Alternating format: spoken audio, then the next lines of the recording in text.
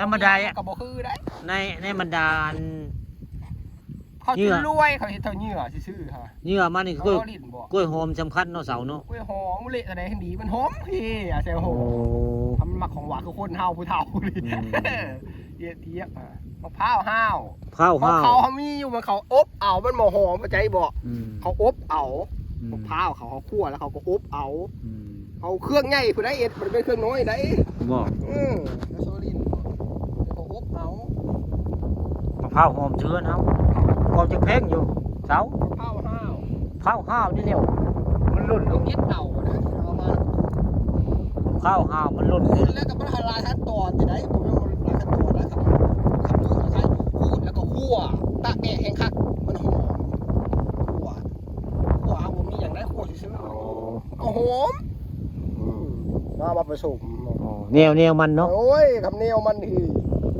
นี่ไงว่ากินกุยเสร็จตัวมันหนักดิเขาก็มารุ่นน้ำสปริงวีข้ามได้มาตึกเฮครับพ้นพญาโกนว่ะข้าวพายุสิมาอยู่เนาะเฮ้ยเนาะอย่าคืออยู่ได้วันนี้มาบริเวณอ่างเก็บน้ำห้วยตาดมาพ่อเซียนเบ็ดเพิ่นได้เพิ่นย้ายม่องไปน้องวันนี้เพิ่นย้ายมาตึกบริเวณด้านหน้าได้ของอ่างเก็บน้ำหัวหินตาได้บ่าวเสาคนโลเพิ่นได้ปลา2-3 ตัวได้2-3 ตัวแล้วปนินเพิ่นมาเลยวันนี้สิปลาเฮ็ดพี่น้องเฮ็ดออกได้เฮ็ดนาโมงออกผู้บ้านห่างเฮ็ดออกก็ได้พี่น้องเดินเฮ็ดนาโมงได้ก็เจ้าได้มาหนึ่งมาเก่งพอสมควรเลยตอนนี้ผู้ค้าปลาน้ำค้าผสมกำลังสิไปแต่ยังบ่ฮอดได้มาพ่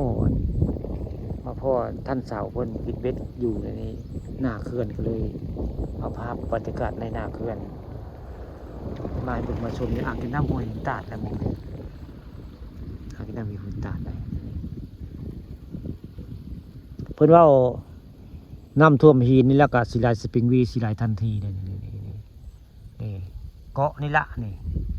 น้ำท่วมเกาะนี่บ่ได้นี่บ่าวสาวบ่เนาะน้ำสิไหลสปริงวีมาตึงเฮได้เลยอยู่เนาะโตนั่นก็ระดับน้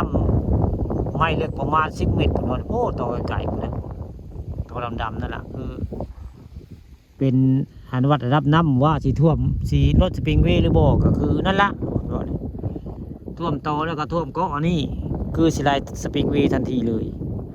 ลูกค้าปั่นข้ามผสมเจ้าเฮมาตึกนะเพราะว่าสปริงวีนั่นกับปานซะพี่น้องนอกเสาปานซะเนาะใต้สะพานเนี่ยเนาะ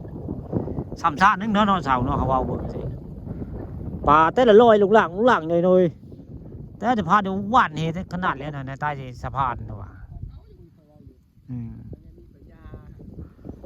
แต่ละตึกเฮเอาว่ะ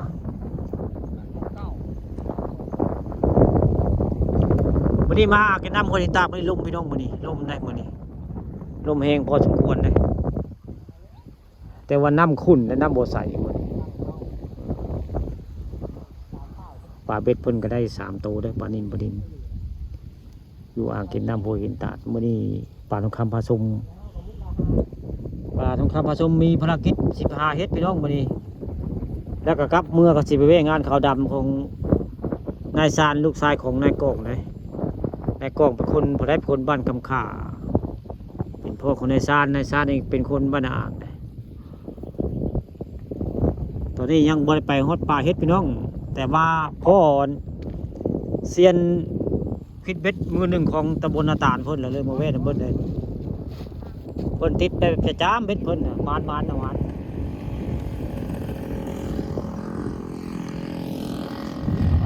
ลาเฮ็ดเนี่ยปลาเฮ็ดเป็นถึงเสียบปลาเฮ็ดคนกับปลาเฮ็ดอยู่บนขาดทรายพี่น้องคนปลาเฮ็ดพอดีเฮ็ดนามองเด้อพี่น้องเด้อใครมาเฮ็ดไปหาได้ผู้มานางผู้ละเฮ็ดนามองได้บริเก็บเงินดอกไปพี่เก็บอยู่คันมีน้ำมันค่ะน้ำมันผู้บ้านอ่างเฮ็ดนามองออกเด้อพี่น้องเด้อเอามาเฮ็ดก็ซื้อเงิน ร้อยขึ้นชาบ้านนะพี่น้องเอ้ยอันเส้นรถห้วยรถตายพันมันมีเงินเติมน้ำมันได้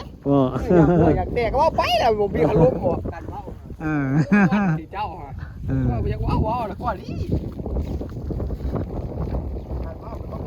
ตายแบบไหน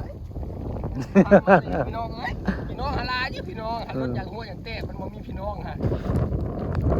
ยังหัวผมมีมึงป้าจะพูดสิแต่จูงมืออย่างเดียวเด้อพอสตาร์ทที่มันไกลพอสาวพวกเราจะลืมนึกถึงเงินถึงคำมาอย่างหัวมีมึงป้าได้ขอบคุณที่มันไกลเหลือเกินเนาะสาวเนาะ